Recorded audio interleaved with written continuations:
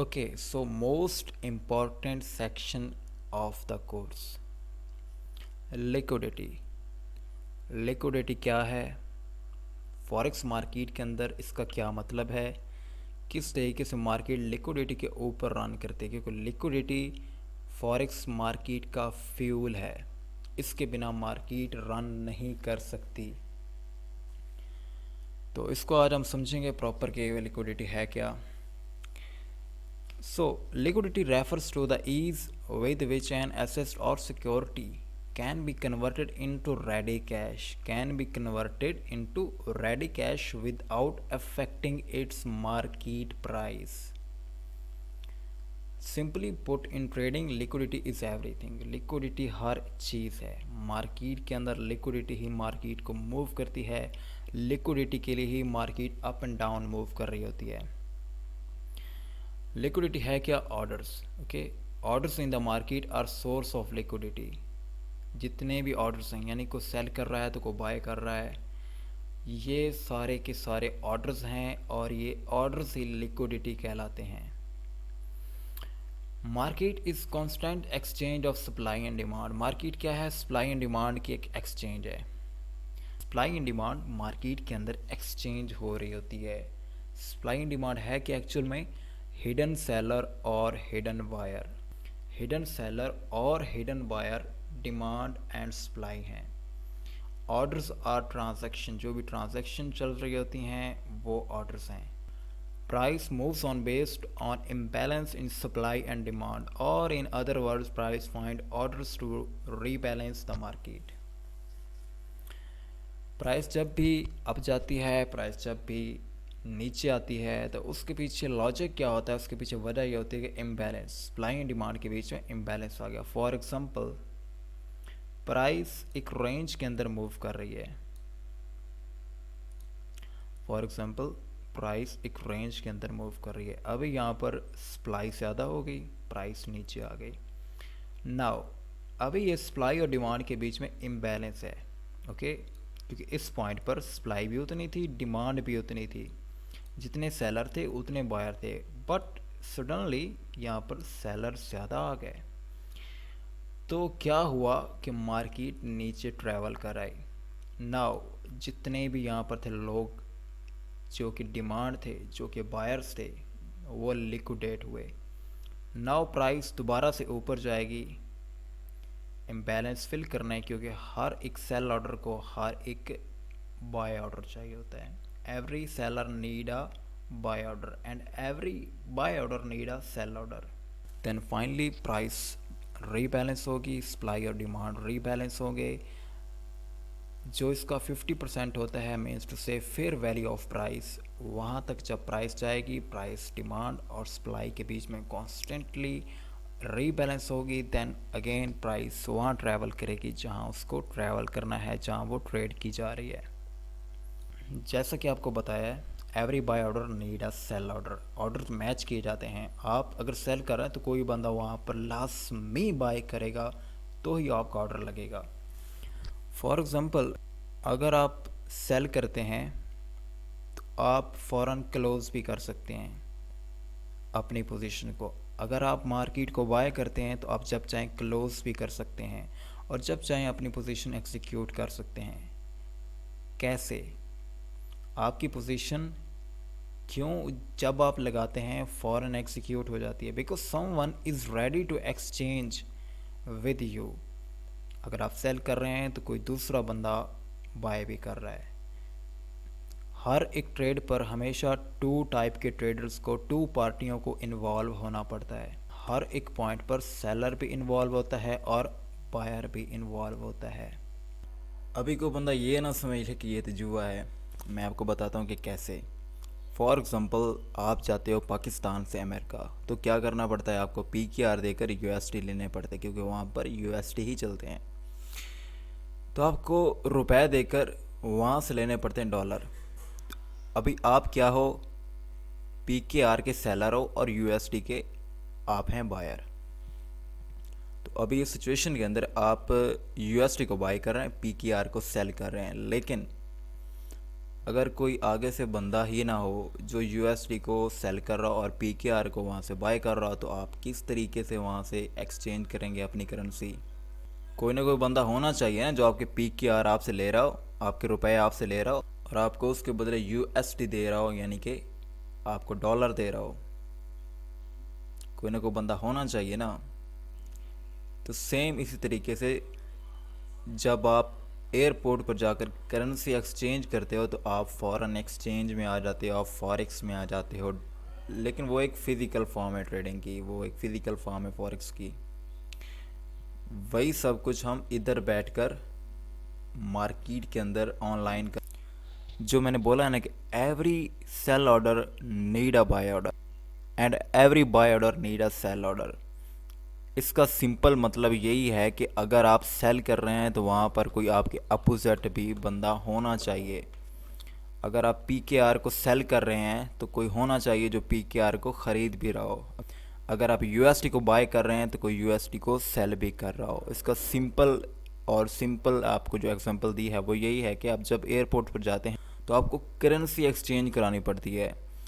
तो for example आप PKR देकर रियाल लेते हो, तो कोई बंदा होना चाहिए ना जो रियाल आपको दे रहा हो और आपसे पीकेआर ले रहा हो।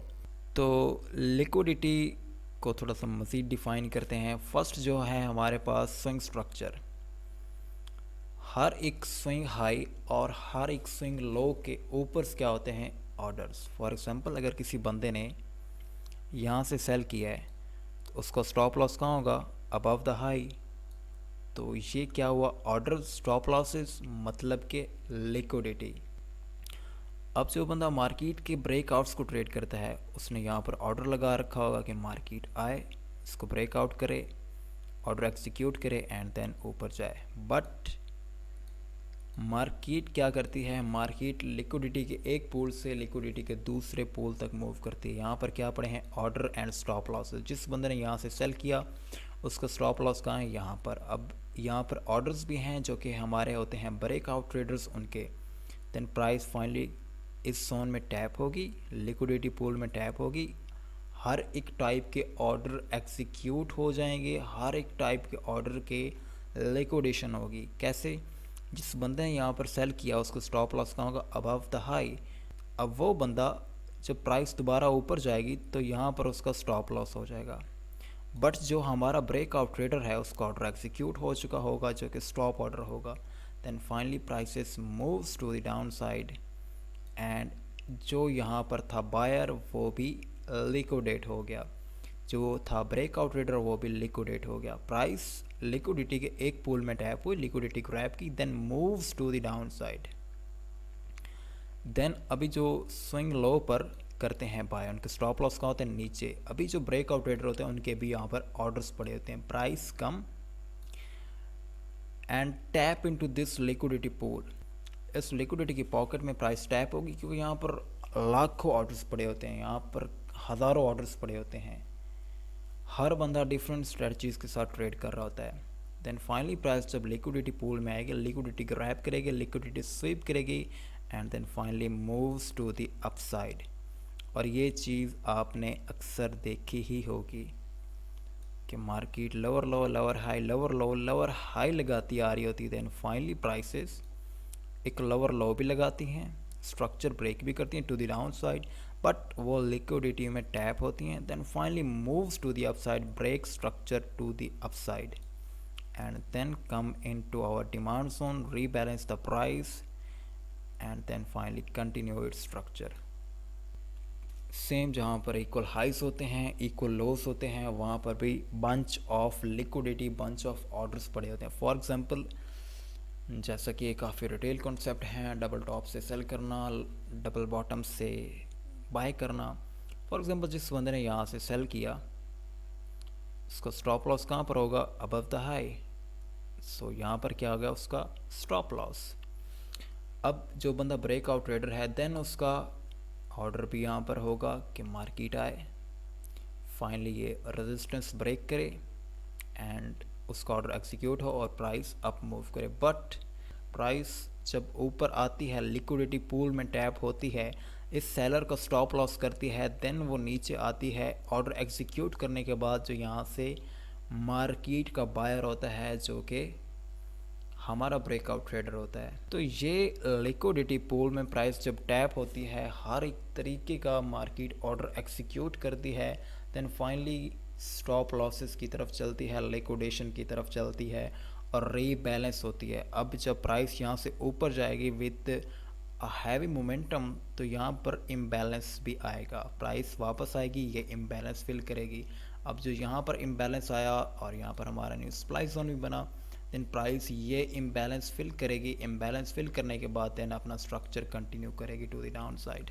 ये सेम चीज़ इक्वल लोस डबल बॉटम के साथ होती है। जो लोग यहाँ से करते हैं बाय, उनके स्टॉप लॉस का होते हैं यहाँ पर। अभी यहाँ पर ऑर्डर्स भी पड़े होते हैं, प्राइस आती है, लिक्विडिटी पूल में टैप होती है, स्टॉप लॉसेस करती है, ऑर्डर एग्जीक्यूट करती है, then moves to the upside, यहाँ पर इम्बैलेंस फिल करती है, देन नीचे आती है, यहाँ पर डिमांड जोन में टैप होती है, इम्बैलेंस फिल करती है and then moves to the upside. जो तीसरी टाइप है हमारे पास वो है trend line structure, trend line liquidity. वो लोग जो कि ट्रेंड लाइन को ट्रेड करते हैं, क्योंकि जब भी हमारे पास एक अप ट्रेंड के अंदर दो हायर लो लग जाते हैं तो हम एक ट्रेंड लाइन लगा सकते हैं और हम वेट करते हैं कि प्राइस आए, तीसरा टच हमको दे ट्रेंड लाइन पर और हम यहाँ से दोबारा से बाय करें। But in the other hand वो लोग भी होते हैं जो कि वेट कर रहे होते हैं कि ट्रेंड लाइन नीचे ब्रेक हो तो हम यहाँ से ट्रेड करें। तो यहाँ पर भी लोगों के ऑर्डर्स पड़े होते हैं, तो वो लोग जो यहाँ से करेंगे बाय और कुछ लोग यहाँ से सेलर होंगे, उनके स्टॉप ऑर्डर होंगे, या फिर वो वेट करेंगे कि प्राइस नीचे आए तो हम यहाँ से सेल करें। यहाँ पर दोबारा से अलग अलग टाइप के ट्रेडर हैं, सेलर भी हैं, यहाँ से बायर्स भी हैं। सेलर के स्टॉप लॉस कहाँ होंगे? नीचे ट्रेंड लाइन से नीचे या इस लो से नीचे। अब ये स्विंग लो है तो यहाँ पर भी ऑर्डर्स होंगे, यहाँ पर भी लोग दोबारा से बाय कर रहे होंगे, सेल कर रहे होंगे, ट्रेंड लाइन की वजह से भी लोग बाय कर रहे होंगे, सेल कर रहे होंगे। तो ये एक पूल ऑफ लिक्विडिटी है, एक पॉकेट ऑफ लिक्विडिटी है। यहाँ पर हज़ारों लाखों ऑर्डर्स पड़े होते हैं और प्राइस ने वो ऑर्डर एग्जीक्यूट करवाने हैं, प्राइस ने फिर उनके स्टॉप लॉसेस भी करने हैं। Then finally price tap into this liquidity pool, जहाँ पर स्टॉप लॉसेस भी हैं, ऑर्डर्स भी पड़े हैं and finally prices moves to the upside. तो यहाँ पर प्राइसेस ने क्या किया, जो यहाँ पर लिक्विडिटी थी वो ग्रैब की, फाइनली जो ट्रेंड लाइन वाली लिक्विडिटी थी वो भी ग्रैब की, और जो ट्रेंड लाइन के ब्रेक आउट को वेट कर रहे थे, ब्रेकआउट का वेट कर रहे थे, उनको भी आउट किया उनका ऑर्डर एग्जीक्यूट करने के बाद। जब प्राइसेस एक बेरिश मार्केट के अंदर होती हैं तो जब हमारे पास टू लोअर हाई फॉर्म हो जाते हैं तो हम एक ट्रेंड लाइन लगा सकते हैं और थर्ड ट्रेंड लाइन पर स्ट्रक्चर को कंटिन्यू करते हुए हम सेल कर सकते हैं और प्रॉफिट ले सकते हैं। But in the other hand liquidity, जो लोग यहाँ से सेल करेंगे उनके स्टॉप लॉसेस कहाँ होंगे? Above the high, above the trend line. अब जो लोग वेट करते हैं कि ये ट्रेंड लाइन ब्रेक हो, उनके ऑर्डर कहाँ होंगे? यहाँ पर। और स्टॉप लॉसेस कहाँ होंगे? यहाँ पर। फाइनली प्राइसेस जब हमारे लिक्विडिटी पूल में टैप होंगे, जहाँ पर स्टॉप लॉसेस भी हैं, जहाँ पर ऑर्डर्स भी पड़े हैं, वो सारे ऑर्डर्स एग्जीक्यूट करने के बाद, वो सारे स्टॉप लॉसेस को हिट करने के बाद, then prices moves to the downside and fill the imbalance. तो इन शॉर्ट ये है लिक्विडिटी की स्टोरी। लिक्विडिटी क्या है? ऑर्डर्स। हर एक सेलर को एक बायर चाहिए होता है। अगर आप सेल कर रहे हैं तो कोई ना कोई वहाँ पर होना चाहिए जो मार्केट को बाय भी करे। अगर आप सेल की ट्रेड ले रहे हैं तो कोई बंदा वहाँ से लाजमी है कि वहाँ से बाय की ट्रेड भी ले। अगर आप सेल कर रहे हैं तो कोई होना चाहिए जो मार्केट को बाय भी करे। इसलिए जब भी आप ऑर्डर एग्जीक्यूट करते हैं, जब भी आप सेल करते हैं या जब भी आप करते हैं बाय, तो मार्केट में फ़ौरन आपका ऑर्डर लग जाता है। अगर वहाँ पर कोई सेलर नहीं भी होता, वहाँ पर कोई बायर नहीं भी होता, तो वो आपका ऑर्डर कौन अफोर्ड करता है? इंस्टीट्यूशंस और बैंक्स, क्योंकि जो उनको एल्गोरिथम है वो मार्केट को रन कर रहे हैं, वो मार्केट को चला रहे हैं। उनके एल्गोरिथम आपको ऑफ़र करते हैं, आप सेल कर रहे हैं तो वो लाजमी से बाय करेंगे, वो आपको ऑफ़र करते हैं लिक्विडिटी की, और एंड फाइनली आप ही उनके लिए लिक्विडिटी बन जाते हो। इसलिए मार्केट की राइट साइड पर होना ज़रूरी है। आपको पता होना चाहिए मार्केट में क्या हो रहा है, मैंने कब सेल करना है, मैंने कब करना है बाय, अगर स्टॉप लॉसेस मेरा हुआ है तो उसके पीछे एक्चुअल रीज़न क्या है। इससे अगली वीडियोस के अंदर हम मज़ीद लिक्विडिटी को डिफ़ाइन करेंगे, external liquidity and internal liquidity को भी डिफ़ाइन करेंगे इंशाल्लाह, कि एक्सटर्नल लिक्विडिटी क्या होती है और इंटरनल लिक्विडिटी क्या होती है फॉरेक्स मार्केट के अंदर, क्योंकि हर एक मूव पर, हर एक पॉइंट पर जो भी हमको प्राइस चार्ट के अंदर नज़र आ रहा होता है वहाँ पर लिक्विडिटी है, वहाँ पर ऑर्डर्स हैं।